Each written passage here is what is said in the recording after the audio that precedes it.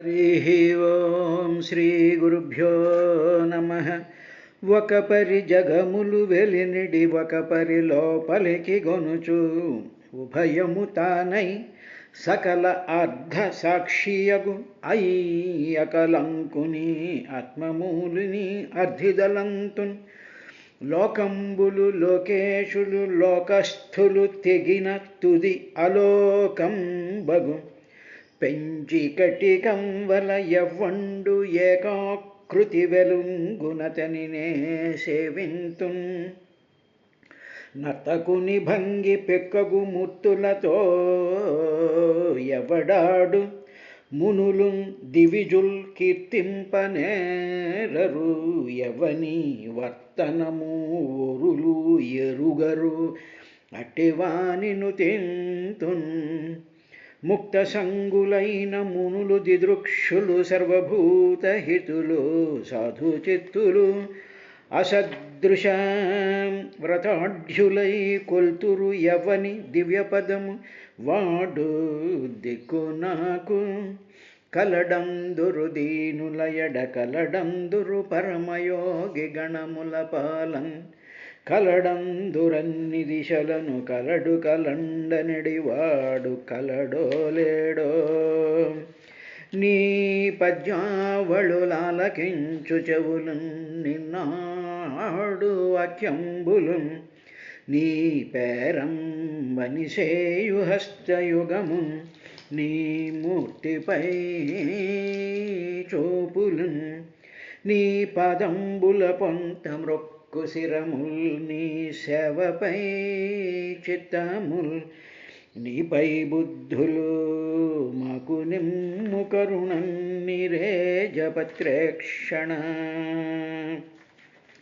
ఎవని చే జనించు జగము ఎవని లోపల నుండు లీనమై ఎవని యందుడిందు పరమేశ్వరుడంవడు మూల కారణం వెంవడనాది మధ్యలయుడంవడు సర్వము తనయైన వాడెంవడు వానిని ఆత్మభవునీశ్వరునే శరణంబు వేడెదన్ జ్ఞానులచే మౌనులచే దానులచే యోగ సంవిధానుల చేతన్ పూని నిబద్ధుండగునే శ్రీనాథుడు భక్తియుతుల చేతంబోలెం.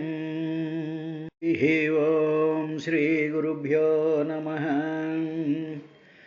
ఓ ప్రాచీన బర్హి, ఈ జీవుడు సత్వరజస్తమో గుణాలు అనేటువంటి మాయాశక్తిలో ఉండేటువంటి ఆ 3 అవస్థల ద్వారా ఈ జీవుడు అనేక రకాలైనటువంటి కర్మలను ఆచరిస్తూ ఉంటాడు. ఇప్పుడు సత్వగుణమే అధికంగా కలిగినటువంటి ఆ దేహంలో ఉండేటువంటి జీవుడికి సత్వగుణం అధికంగా ఉంది అనుకున్నప్పుడు సాత్వికమైనటువంటి ప్రవర్తన ఉంటుంది అతనికి. అటువంటి సౌమ్యంగా ఉంటాడు, శాంతంగా ఉంటాడు, అందరినీ ప్రేమిస్తూ ఉంటాడు, ఏ విధమైనటువంటి ద్వేషభావాలు లేకుండా ఉంటాడు, నిరంతరము కూడా పరమాత్మ యొక్క ధ్యానంలో ఉంటూ ఉంటాడు. సమస్తమైనటువంటి జగత్తులోనూ కూడా పరమాత్మను చూడాలి అనేటువంటి ఒక నిశ్చలమైనటువంటి తేజోమయమైనటువంటి లోకంలో ఉండాలి అనేటువంటి భావంతో ఉంటాడయ్యా. సరే, రజోగుణం కలిగినటువంటి వాడు ఏం చేస్తూ ఉంటాడంటే గృహస్థాశ్రమ ధర్మాలు, రకరకాలైనటువంటి వేదం చెప్పినటువంటి ధర్మాలని ఆచరిస్తూ ఉంటాడు. అట్ ది సేమ్ టైం ఉండేటువంటి ప్రపంచంలో ఉండేటువంటి వస్తుజాలాల చేత కంట్రోల్డ్గా మోహం చెందుతూ రకరకాలైనటువంటి క్రియాశీలత్వంతో ఉంటూ ఉంటాడు. ఇక తామస గుణం సంపన్నుడైనటువంటి వాడు ఏం చేస్తూ ఉంటాడంటే చాలా భయంకరంగా ఉంటాడు, ఏదో వినాశనం చేయాలనుకుంటూ ఉంటాడు, ఎప్పుడు అన్రెస్ట్గా ఉంటాడు, మనసంతా కూడా దేహ సంబంధమైనటువంటి విషయాల మీదే మనసు పెట్టుకుంటూ ఉంటాడు. తన ఆరోగ్యం, తన ఇది, తన సంపదలు, తన అంటూ ఉంటాడు. ఎలాగ ఒక రకమైనటువంటి నిరాశ, నిస్పృహ, తర్వాత ఒక రకమైనటువంటి ద్వేషభావము, తనకేదో అన్యాయం జరిగిపోతోంది అనుకుంటూ అందరికీ అన్యాయం చేయాలి, తర్వాత నిద్ర, అలసత్వం, ఇటువంటి రకాలుగా ఈ జీవుడు ఉంటూ ఉంటాడు. ఈ విధంగా 3 కర్మల చేత కూడా అభిజాయతే జన్మిస్తూ ఉంటాడయ్యా అని చెప్పిన తర్వాత చతుర్థ స్కందం 29వ అధ్యాయంలో 28వ శ్లోకంలో దాని కంటిన్యూషన్గా శుక్లాత్ ప్రకాశభూయిష్టాన్ లోకానాప్నోతి కర్హిచిత్ దుఃఖోదర్కాన్ క్రియాయాసాంస్తం అశోకోత్కటాన్ క్వచిత్. జీవుడు ఎప్పుడైతే ఈ సాత్విక కర్మల్ని ఆచరిస్తూ ఉంటాడో, అంటే భగవద్ ధ్యానం చేసుకుంటూ ఉండడం, ఏ విధమైనటువంటి మోహాలు లేకుండా ఉండడం, ఇంద్రియాలను నియంత్రణ చేసుకుంటూ ఉంటే భగవంతుడు ఒకడే సత్యము అనేటువంటి భావంలో ఉంటూ ప్రశాంతంగా ఉండేటువంటి ఆ జీవుడు ఈ దేహాన్ని సాధనంగా చేసుకుని, శరీరం ఖలు ధర్మసాధనం కాబట్టి ఈ ఇంద్రియాల్ని ఈ దేహాన్ని తాను సాధనంగా చేసుకుని సాత్వికమైనటువంటి కర్మల్ని అధికంగా చేస్తూ ఉంటాడనుకో, అప్పుడు ఈ జీవుడు ఎక్కడికి వెళ్తాడు అంటే దేవాది లోకాలకి వెళ్తాడు, అంటే దైవ సంబంధమైనటువంటి లోకములకు వెళ్తాడు. శుక్లాత్ ప్రభూకాశభూయిష్టాన్ లోకాన్ ఆప్నోతి. శుక్లాన్ అంటే ప్రకాశంగా, అంటే చాలా వెలుగు. ఇక్కడ వెలుగు అంటే జ్ఞాన సంబంధమైన భగవజ్ఞాన సంబంధమైనటువంటి లోకము, అంటే అనుభవ క్షేత్రాన్ని లోకం అంటారు. కాబట్టి ఈ భూలోకంలో ఉండి సాత్విక భావం కలిగినటువంటి వాడికి జ్ఞాన సంబంధమైనటువంటి భగవత్ సంబంధమైనటువంటి అనుభవాలు ఉంటాయి అని ఒక అర్థం. ఇక రెండో అర్థం ఏమిటంటే ఈ సాత్వికాహంకారంతో సాత్వికమైనటువంటి బుద్ధితో ఉండేటువంటి జీవుడు మరణానంతరము దేవాది లోకాలకి వెళ్తూ ఉంటాడయ్యా, ఆప్నోతి పొందుతూ ఉంటాడు.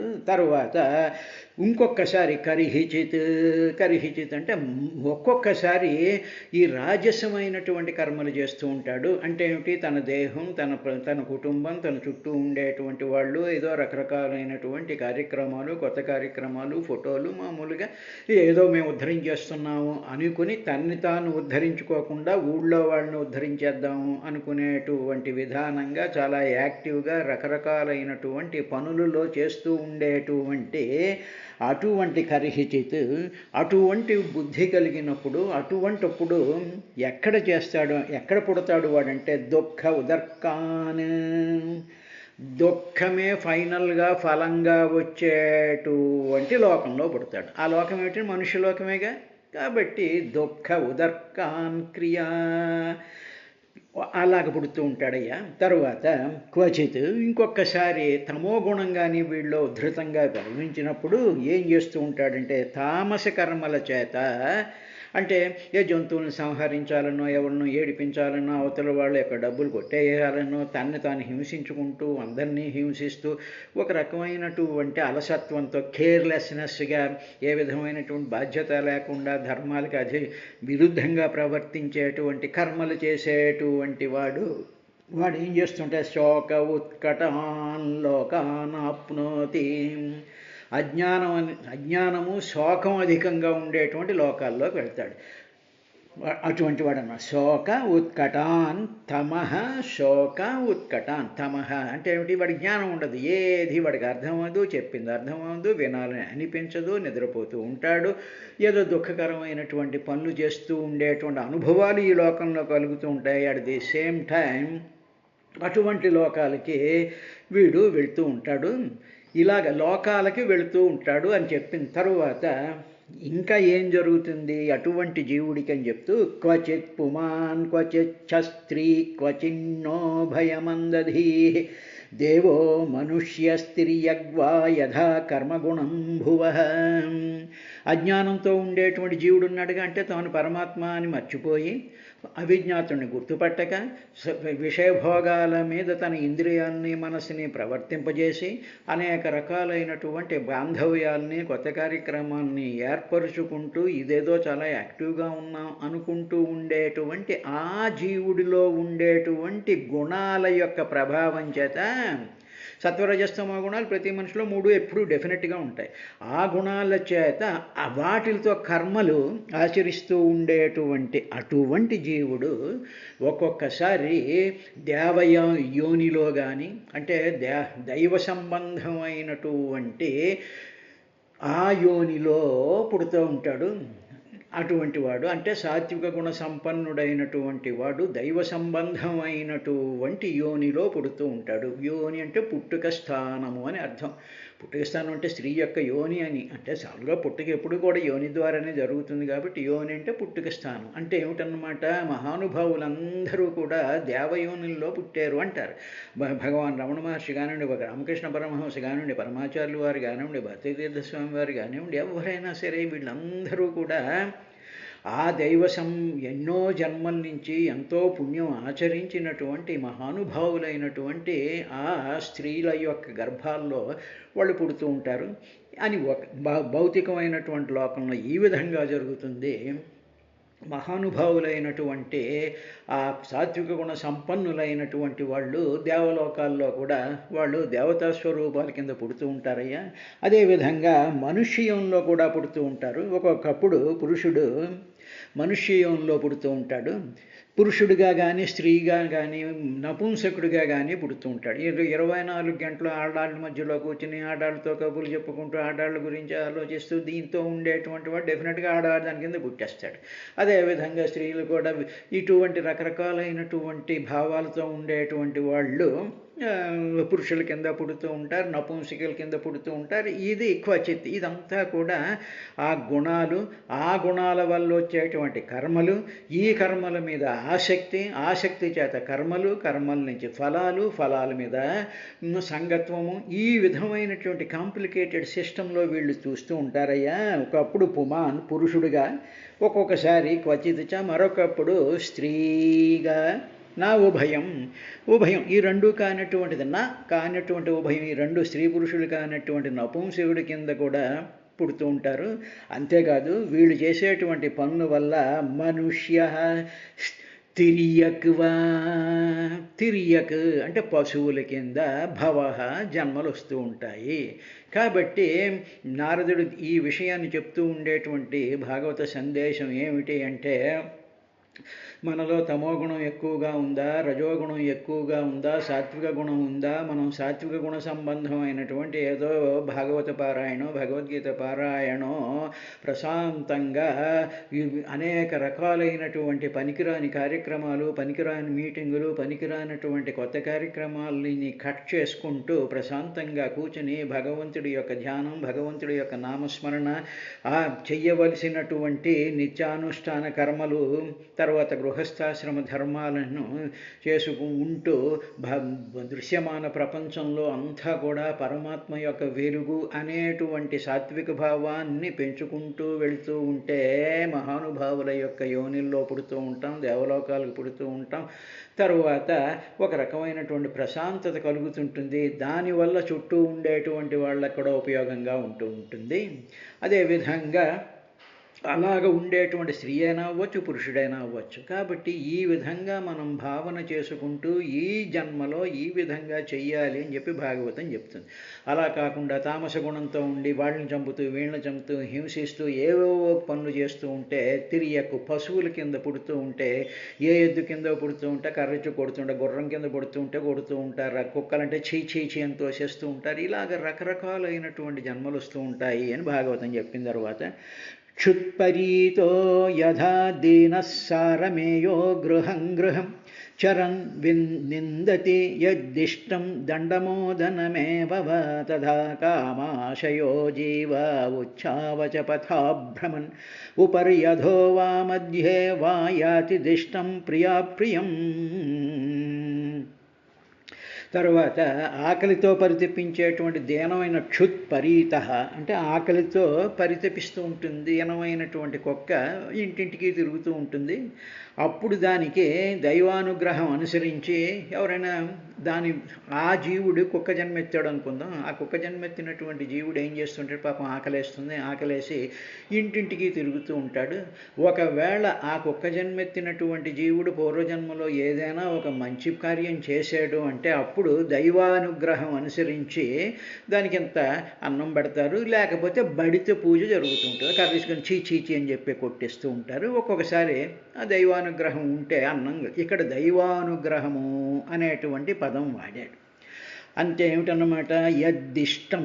యద్దిష్టం అంటే దైవముచే నిర్ణయించబడినటువంటిది. అందుకనేమిటి, కర్తురాజ్ఞయా ప్రాప్యతే ఫలం కర్మ కిం ఫలం కర్మ తజ్జడం. ఉపదేశసారంలో భగవాన్ అంటారు, కర్తురాజ్ఞయా ప్రాప్యతే. కర్త అంటే పరమాత్మ, అంటే దైవం. ఆ దైవం యొక్క అనుగ్రహం చేతే ఫలం కలుగుతూ ఉంటుంది. కాబట్టి ఆ దైవం అనుగ్రహిస్తే ఇంటింటికి తిరిగేటువంటి దీనమైనటువంటి క్షుత్పరీత ఆకలితో ఉండేటువంటి కుక్కకి అన్నం దొరుకుతుంది, లేకపోతే బడిత పూజ కర్రెచ్చుకుని కొడుతూ ఉంటారయ్యా. ఇదంతా కూడా జరుగుతూ ఉంటుంది. తరువాత అదేవిధంగా కోరికలతో నిండిపోయినటువంటి మానవుడున్నాడే, వాడు ఏం చేస్తూ ఉంటాడు, మనస్సు గల మా జీవుడు స్వర్గాది లోకాలకు వెళ్ళే మార్గంలో కానీ లేకపోతే నరకంలోకి వెళ్ళే మార్గంలో కానీ పరిభ్రమిస్తూ ఉంటాడు. అంటే ఏమిటనమాట, ఈ మానవుడు భగవంతుడు కావాలి, స్వామి నీ పాదాలే కావాలి, నీ యొక్క ధ్యానమే కావాలి, నీ పద్యాలే చదువుకుంటూ ఉంటాను, నీ గురించి ఆలోచిస్తూ ఉంటాను, నీ యొక్క విస్తృతమైనటువంటి విశాలమైనటువంటి ఈ సృష్టి అంతా కూడా నీ చైతన్య ప్రకాశంలోనే కనిపిస్తూ ఉండేటువంటి ఎండమావులు లాంటి ఈ దృశ్యాల వెనకాల ఈ వీటిలన్నిటిలోనూ కూడా ఎండమావులో ఏ విధంగా అయితే సూర్యరశ్మి ఆ విధంగా కనిపిస్తుందో, ఆ నీళ్ళలాగా కనిపించేటువంటిదే ఈ సృష్టి అంతా, కనిపిస్తున్నటువంటి పదార్థమయ జగత్తంతా అని దానిని అలా చూస్తూ దానిలో ఉండేటువంటి వెలుగుని చూసేటువంటి జీవుడు ఎప్పుడు కూడా స్వర్గాది లోకాలలో వెళ్ళేటువంటి మార్గంలో వెళుతూ ఉంటాడు, అక్కడ తిరుగుతూ ఉంటాడు. అదే కాకుండా మామూలుగా ఈ క్రియాకలాపాల్లో ఉండేటువంటి వాడు ఈ ప్రపంచమే సత్యం అనుకుని ఈ గృహస్థులు, ఈ ఫ్రెండ్స్, ఈ కొత్త ఫోటోలు, ఈ కార్యక్రమాలే నిజం అనుకుంటూ వీటిల్లోనే తిరుగుతూ ఉండేటువంటి వాడు అధమ మార్గంలో ప్రవేశిస్తూ ఉంటాడు. అంటే వాటిల్లో పడి కొట్టుకుంటాడు, మళ్ళీ అవే రిపిటేషన్ చేస్తూ ఉంటాడు. తర్వాత అటువంటి వాళ్ళకి స్వర్గంలో కానీ, ఈ పనులు చేసేటువంటి వాళ్ళు మనుష్యలోకంలో కానీ, తర్వాత ఈ తమోగుణంతో కూడుకున్నటువంటి దైవం అటువంటి నరకంలో కానీ, ఈ ఎవరిని ఏ లోకాలలో పరిభ్రమింపజేయాలి, ఏ జీవుణ్ణి ఏ లోకాలలో తీసుకొచ్చి పెట్టాలి అనేటువంటిది మాత్రం ఎవరు యద్దిష్టం. దిష్టం ప్రియం. దిష్టం అంటే భగవంతుడు దైవముచే నిర్ణయించబడుటను దిష్టం అంటారు. ఏమిటంటే ఉపరి అంటే ఊర్ధ్వలోకాల్లో దేవాది లోకాల్లో, అధో కింద లోకాల్లో నరకాది లోకాల్లో, మధ్యలోకం అంటే మానవలోకం. అంటే ఏమిటి, ఇప్పుడు మనం ఉండేటువంటి భూమండలం మీద మానవాకారాలతో ఉండేటువంటిది మధ్యమలోకం అంటారు. దీనిపైన ఉండేటువంటి పితృలోకం పైన ఉండేటువంటిదంతా కూడా ఊర్ధ్వలోకాలు. ఏమిటంటే స్వర్గం, తర్వాత సత్యలోకం, జ్ఞానలోకం, ఇవన్నీ ఉన్న సత్యం, సువర్లోకం, భువర్లోకం, ఈ లోకాలన్నీ. కిందకు వచ్చేటప్పటికి ఏంటంటే నరకాలు. 27 రకాలైనటువంటి నరకాలు. ఆ కింద పాతాళం, సుతలం, తలం, అలాతలం, విలాతలం అని ఉన్నాయే. ఇటువంటి లోకాల్లోకి ఎవరు చేస్తారు, ఎవరు పంపిస్తారు, ఎవరు పుష్ చేస్తారు వీటిల్లోకి అంటే ఉపరి అధోవా మధ్యేవా యాతి అంటే పొందుతూ ఉంటాడు. వీడిష్టం, నాకు ఆ లోకంగా వెళ్ళాలని నేను అనుకుంటే వాళ్ళది అది ఎవరు చేస్తాడని దిష్టం ప్రియం. దిష్టం ఆ భగవంతుడి యొక్క ఇష్టాల మీద ఆయా లోకాలు ప్రియమైనటువంటి లోకం కానీ అప్రియమైనటువంటి లోకానికి కానీ వీడు వెళుతూ ఉండి అక్కడ ఆయా సుఖాలను అనుభవిస్తూ ఉంటాడయ్యా అని చెప్పి నారద మహర్షి ప్రాచీన బర్హి మహారాజుకి చెప్పినటువంటి విశేషంలో ఉండేటువంటి ఆ నిగూఢమైనటువంటి అర్థం ఏమిటి అంటే, ప్రతి మానవుడికి కూడా తాను ఆచరించేటువంటి కర్మల యందు మాత్రమే అధికారం ఉంది. కర్మణ్యేవాధికారస్తే మా ఫలేషు కదాచన అన్నాడుగా. కర్మలు చేయడంలోనే నీకు అధికారం ఉంది. ఆ చేస్తున్నప్పుడు నేను చేస్తున్నాను అనేటువంటి భావం ఉందిగా నీకు. ఉన్నప్పుడు నీకు భగవంతుడు వివేకం ఇచ్చాడుగా, ఈ పని చెయ్యవచ్చు, ఈ పని చెయ్యకూడదు అనేటువంటి విషయం నీకు తెలుసుగా. ఉదాహరణకి నిప్పులో చేయి పెట్టామనుకో, ఓహో నిప్పులో చెయ్యి పట్టకూడదు అని చెప్పి మళ్ళీ నువ్వు ఫాలో అవుతున్నావుగా. తర్వాత ఏదో వికారంగా ఉంది అంటే వాంతి రూపంలో బయటికి వెళ్ళిపోతోందిగా.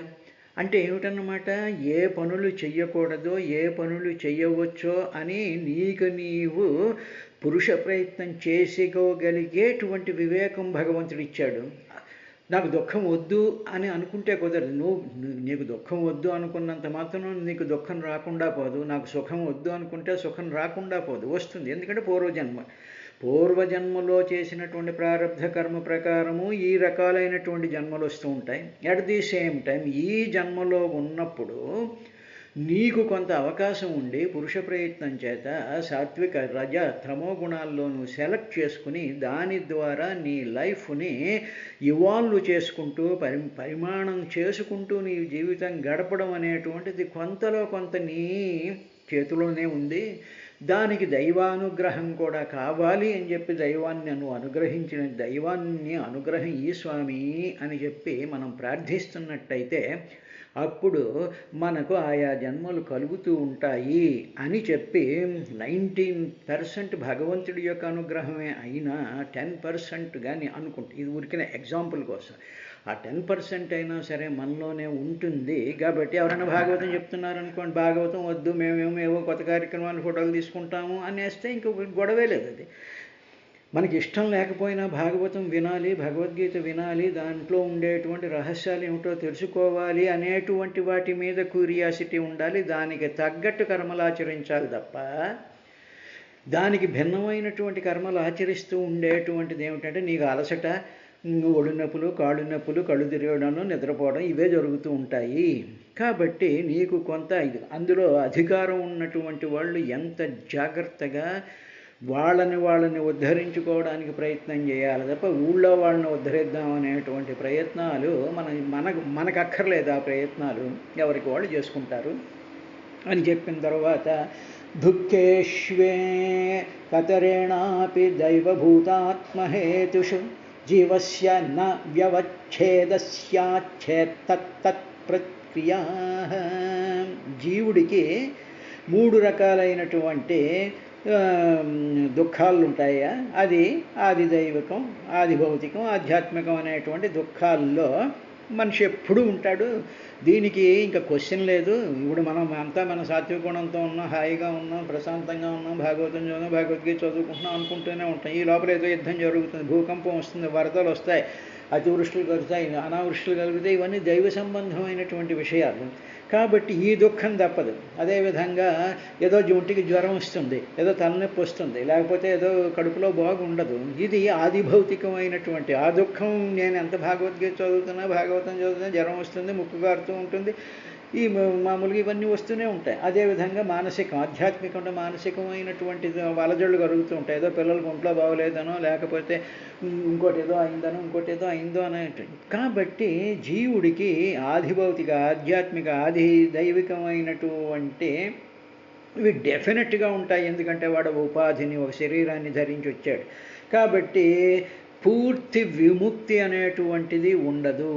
తరువాత ఆయా దుఃఖాలకి నివారణ మార్గాలు ఉన్నాయండి అని అవి ఉన్నాయిగా. నిజంగా తలనొప్పి వచ్చిందంటే ఏదో అమృతాంజనం అంటాడు, ఏదో క్యాన్సర్ వచ్చిందంటే ఏదో రేడియేషన్ అంటాడు, ఏదో హార్ట్ ప్రాబ్లం వచ్చిందంటే ఏదో ఆపరేషన్ అంటాడు, ఓపెన్ హార్ట్ సర్జరీ అంటాడు, అది స్టెంట్ అంటాడు, మరొక ఉపాయాలు ఉన్నాయి తాత్కాలికమే. ఇవన్నీ కూడా తాత్కాలికము. తర్వాత అసమగ్రములు, సమగ్రమైనటువంటివి కావాలి. సమగ్రం అంటే కాంప్రహెన్సివ్ అని అర్థం. అంటే దట్ పెర్వేడ్స్ ఎవ్రీథింగ్.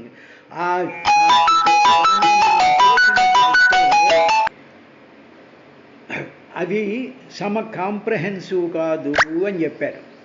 ఏమిటది అంటే జీవుడికి తత్ ప్రతిక్రియ, తత్ ఆయా దుఃఖాలకు ప్రతిక్రియ అంటే నివారణ.